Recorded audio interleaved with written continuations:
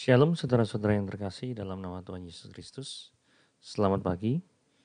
Bacaan kita pada hari ini diambil dari Lukas pasal yang ke-9 ayat 22 sampai 27. Artikel pada hari ini berjudul karakter seorang murid.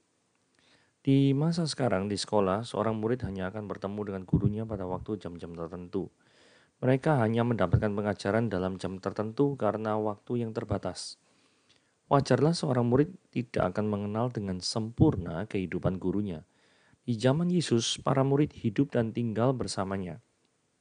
Mereka tidak hanya menerima pengajaran Yesus, tetapi mereka juga bisa melihat dan meniru cara hidup gurunya. Banyak orang memberi diri untuk melayani Tuhan, namun tidak semua dari mereka memiliki karakter seorang murid. Seorang murid Kristus akan mengalami perubahan karakter yang terjadi dari perubahan pola pikir. Seorang murid Kristus layaknya melakukan apa yang berkenan dan tahu menyenangkan Tuhan setiap hari. Dan tindakan untuk menyenangkan Tuhan yang dilakukan dalam tindakan nyata secara terus berulang-ulang sampai mati. Dia akan menyangkal dirinya, memikul salib, dan mengikuti teladan Kristus. Seorang hamba berkarakter murid Kristus tidak hanya sekadar tunduk menerima pengajaran dari sang guru agung, tetapi ia pasti mengikuti juga teladan hidupnya. Seorang murid paham betul bahwa untuk mengikuti dan melayani Tuhan mengandung sebuah tanggung jawab besar. Ia tidak hanya tahu fasih atau pandai mengajar, tapi ia adalah seorang yang mampu menunjukkan teladan hidup Kristus dalam hidup sehari-harinya kepada setiap orang. Penyangkalan diri dan pikul salib akan menumbuhkan karakter Kristus dalam hidup kita. Seorang murid sejati tidak hanya sekadar menerima pengajaran, tetapi dia akan mengikuti teladan hidup gurunya. Saudara, mari kita membaca dari Lukas pasal yang ke-9, 22 sampai 24. Dan Yesus berkata, anak manusia harus menanggung banyak penderitaan dan ditolak oleh tua-tua, imam-imam kepala, dan ahli Taurat, lalu dibunuh dan dibangkitkan pada hari yang ketiga. Katanya kepada mereka, semua, setiap orang yang mau mengikut aku, dia harus menyangkal dirinya, pikul salibnya setiap hari dan mengikut aku. Karena barang siapa mau menyelamatkan nyawanya, dia akan kehilangan nyawanya. Tetapi barang siapa kehilangan nyawanya oleh karena aku, dia akan menyelamatkannya. Apa gunanya seorang memperoleh seluruh dunia, tetapi membinasakan atau merugikan dirinya sendiri? Sebab barang siapa malu karena aku, dan karena perkataanku, anak manusia juga akan malu karena orang itu. Apabila ia datang kelak ke dalam kemuliaannya, dan dalam kemuliaan Bapa dan malaikat-malaikat kudus. Aku berkata kepadamu, sesungguhnya di antara orang yang hadir di sini, ada yang tidak akan mati sebelum mereka melihat kerajaan Allah. Saudara, mari kita belajar suatu pernyataan yang membingungkan para murid. Karena di sini di ayat 22 Yesus ngomong anak manusia itu harus menanggung banyak penderitaan, mati, bangkit. Murid-murid ini berharap Yesus itu adalah Mesias secara fisik. Kalau Mesias secara fisik itu memerintah dan menggulingkan pemerintahan Romawi. Tetapi pesan yang diterima justru berkebalikan dari harapan para murid. Pesan yang diterima justru Mesiasnya mati. Lah, ini kan sesuatu yang mengecewakan. Nah, sebagai refleksi, pernahkah Anda kecewa kepada Tuhan? Kalau kita kecewa terhadap Tuhan, berarti kita tuh gagal memahami maksud Tuhan yang terjadi atas hidup kita. Jangan-jangan frekuensi gelombang pengharapan kita itu tidak sesuai dengan frekuensi gelombang kehendak Tuhan. Jadi yang harus Anda lakukan itu adalah frekuensi gelombang pengharapan Anda harus diset sesuai dengan frekuensi gelombang kehendak Tuhan. Sehingga kalau kedua frekuensi ini selaras, maka Anda tidak akan pernah kecewa kepada Tuhan.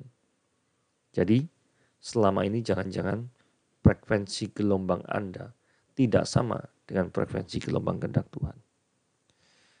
Saudara, ayat 23 dikatakan bahwa setiap orang yang mau mengikut Tuhan itu harus sangkal diri, pikul salib, ikut aku.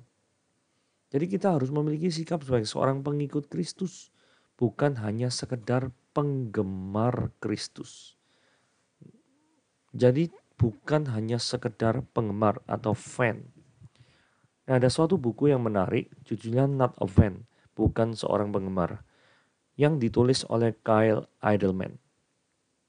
Nah, di dalam bukunya ini ada kisah seorang yang bernama Rich Edward. Jadi Rich Edward itu ceritanya tahun 2006 itu dia mendirikan klinik chiropractic itu berkembang pesat. Dan orang ini juga sudah memiliki 2 putra dan istri yang sangat setia terhadap dia. Pada tahun yang sama, di bulan Februari tahun 2006, segalanya berubah. Jadi ceritanya dia ini pergi berburu bersama dengan teman-temannya ke hutan untuk berburu babi hutan. Jadi kemudian melintasi hutan-hutan itu dan ternyata kondisinya itu kering sekali. Jadi kelihatannya musim gugur ya, jadi banyak ranting-ranting kering yang patah dan daun-daun yang kering juga. Dan suatu saat mobil truk yang dikendarinya dia itu keluar dari jalan dan nubruk semak-semak. Dan kemudian mobilnya ini nggak bisa keluar ya, tapi kejeblos gitu ya. Jadi masuk dalam suatu kubangan semacam seperti itu.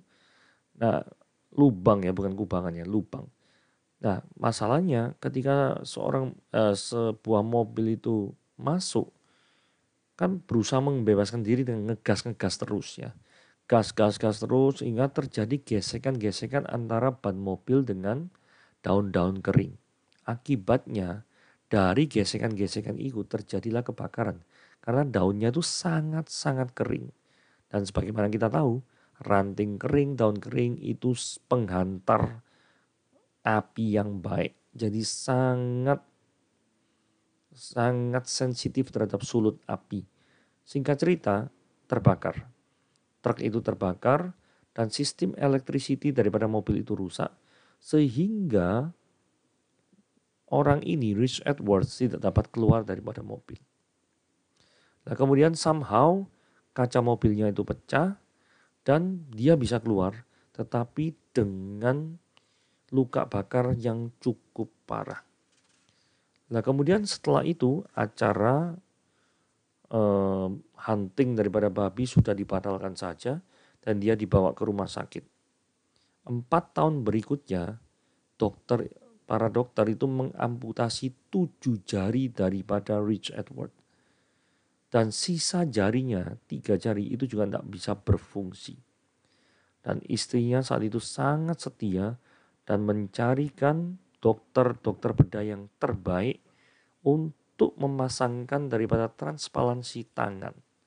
Sehingga tangannya bisa bekerja lagi dengan baik.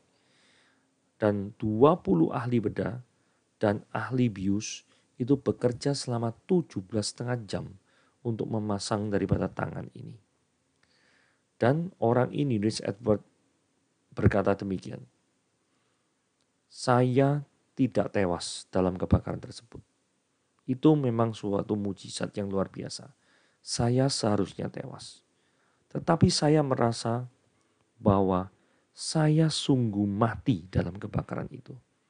Mati dalam pengertian manusia lama saya meninggal hari itu bersama dengan kobaran api itu.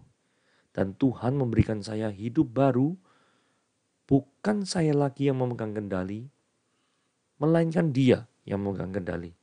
Jadi saya merasa selama ini saya itu terlalu memegang erat-erat hidup saya dan tidak membiarkan Tuhan itu campur tangan dalam kehidupan saya.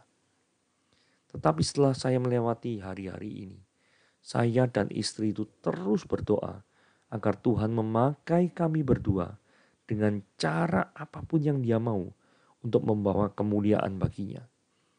Mungkin ini terdengar tidak masuk akal, tetapi saya lebih suka melalui semua rasa sakit ini dan penderitaan serta tantangan ini dan menjalin hubungan dengan Kristus. Itu lebih baik daripada terus menyusuri jalan yang saya lewati sebelum kecelakaan tanpa hubungan tersebut. Saya adalah Rich Edwards dan saya bukan penggemar. Jadi Rich Edwards sudah menjadi pengikut Kristus dengan pengorbanan yang begitu besar. Kisah kedua adalah datang daripada seorang yang bertobat baru di KKR. Jadi dikisahkan seorang wanita itu bertobat dan di dalam sisi konseling dia tiba-tiba marah-marah. Ketika ditanya kenapa kok marah-marah, ternyata wanita ini adalah wanita yang sudah hidup bersama satu rumah dengan seorang pria. Jadi ketika seorang konselor ini meminta dia tuh pisah karena tidak sesuai dengan firman Tuhan, maka dia tuh marah-marah karena mengganggu kenyamanan dirinya. Jadi seorang wanita ini mau disebut sebagai Kristen, tetapi tidak mau memikul salib Kristus. Jadi beda, seringkali kita orang suka kalau disebut orang jadi pengikut Kristus, saat orang Kristen. Tetapi benarkah istilah itu tepat Anda menjadi pengikut Kristus? Benarkah Anda sudah menempatkan Kristus di atas segala-galanya? Benarkah Anda berani berjuang mati-matian untuk membiarkan Kristus berkuasa dalam hidup Anda? Kemudian kisah daripada murid-murid Yesus yang memberi makan 5 roti dan 2 ikan kepada 5.000 orang di Yohanes pasal 6. Saudara, orang-orang yang ada di Yohanes pasal 6 itu adalah hanya penggemar Kristus, bukan pengikut Kristus. Karena begitu Yesus bercerita tentang aku adalah roti yang hidup, mereka segera meninggalkan Yesus karena mereka tidak bisa menerima perkataan Yesus. Jadi dari sini kita lihat bahwa mereka yang ada di Yohanes pasal yang 6 itu tidak mau membayar harga, mereka tidak mau menggali lebih dalam lagi. Apa sih maksud Yesus dengan berkata-kata seperti itu? Sehingga mereka pergi meninggalkan Kristus. Ayat 24 dikatakan barang siapa mau menyelamatkan nyawa, dia akan kehilangan nyawanya. Tapi barang siapa kehilangan nyawanya karena aku, dia menyelamatkan. Maksudnya apa? Maksudnya begini, seorang mengikut Kristus akan mau berkorban untuk Kristus. Seorang mengikut akan sangat menyadari pengorbanan Kristus di atas kayu salib untuk menebus dosa-dosanya. Jadi bagi orang yang sudah mau berkorban, sudah sadar akan pengorbanan Kristus, mau berkorban bagi Kristus itu bukanlah sesuatu yang aneh. Seorang mengikut Kristus akan mati-matian hidup bagi Kristus, militan untuk Kristus, atau radikal bagi Kristus. Ayat 25 dikatakan, apa gunanya seorang memperoleh seluruh dunia ini, tapi ia membinasakan atau merugikan dirinya sendiri. Saudara, ayat ini menyinggung bahwa kekayaan dan kekuasaan itu begitu didambakan oleh manusia di bumi ini. Tapi ironisnya, manusia itu sering mengabaikan kehidupan atau kehidupan setelah kematian. Atau sesuatu yang melebihi materi, yang justru berpengaruh terhadap keselamatan jiwanya. Saudara, kalau Anda memperoleh seluruh kekayaan dunia ini, mungkin Anda bahagia untuk sementara waktu ketika Anda hidup. Tetapi ketika Anda sudah meninggal, apakah harta itu bisa menyelamatkan Anda? Apakah kekuasaan sanjung-sanjungan yang selama ini Anda terima di muka bumi ini, itu yang menyelamatkan Anda dari kematian? Tidak, bukan? Jadi seringkali manusia itu akan berfokus kepada materi yang kelihatan daripada yang tidak kelihatan. Padahal sesuatu yang tidak kelihatan itu lebih penting daripada sesuatu yang kelihatan. Ayat 26. Saksi bagi Kristus di tengah bangsa yang tidak mengenal Kristus. Sebab barang siapa yang malu karena aku dan karena perkataanku, anak manusia juga akan malu karena orang itu. Apabila ia datang kelak dalam kemuliaannya, dalam kemuliaan Bapa dan malaikat-malaikat kudus. Seringkali kita malu untuk bersaksi tentang Kristus. Malu kepada sesama. Tapi kalau disuruh cerita drama Korea, langsung nyambung. Kalau disuruh cerita tentang infotainment, langsung nyambung. Bukan berarti Anda tidak boleh lihat drama Korea ya. Lihat-lihat tidak masalah. Tetapi dalam pembicaraan kita sehari-hari, dengan rekan kerja kita, dengan orang yang mungkin belum kita kenal, dengan orang asing atau mungkin dengan keluarga kita. Bukankah sesungguhnya bicara tentang Kristus itu jauh lebih berguna daripada berbicara tentang mungkin drama Korea, infotainment, dan lain sebagainya. Saudara harus berani bersaksi tentang Kristus di tengah dunia yang mengabaikan Kristus. Jadi bersiaplah mulai sekarang mau bersaksi bagi Tuhan, mau hidup Anda dipakai olehnya. Ayat 27 merupakan ayat yang lumayan sulit. Karena ayat ini berkata sesungguhnya di antara orang yang hadir di sini ada yang tidak akan mati sebelum mereka melihat kerajaan Allah. Ada banyak orang yang mengatakan yang tidak mati ini cuma Yohanes.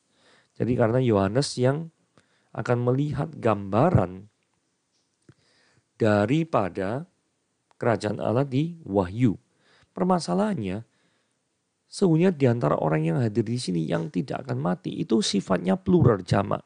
Jadi kalau misalnya kan diartikan Yohanes, Yohanes itu kan tunggal, cuma orang satu orang.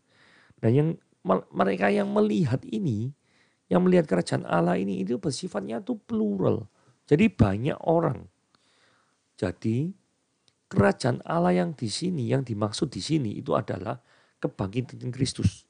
Jadi kalau kerajaan Allah itu diartikan kebangkitan Kristus, berarti orang-orang murid Yesus setelah Pentakosta itu sudah melihat kerajaan Allah ditegakkan. Karena apa? Karena Kristus sudah mengalahkan maut, kerajaannya sudah berdiri, karena musuh yang paling besar itu bukan Romawi, tapi musuh yang paling besar itu adalah iblis dan dosa yang sudah dipatahkan ketika Kristus itu bangkit. Jadi di sini jelas, yang tidak akan mati dan melihat kerajaan Allah itu adalah semua murid ya kecuali Yudas tentunya. Karena Yudas sudah mati. Jadi bukan merujuk pada Yohanes. Karena kalau merujuk pada Yohanes itu hanya singular. Karena kata kandi yang digunakan di sini adalah plural, yaitu jamak. Sehingga murid-murid artinya seperti itu. Oke, renungan hari ini seperti ini. Tuhan Yesus memberkati.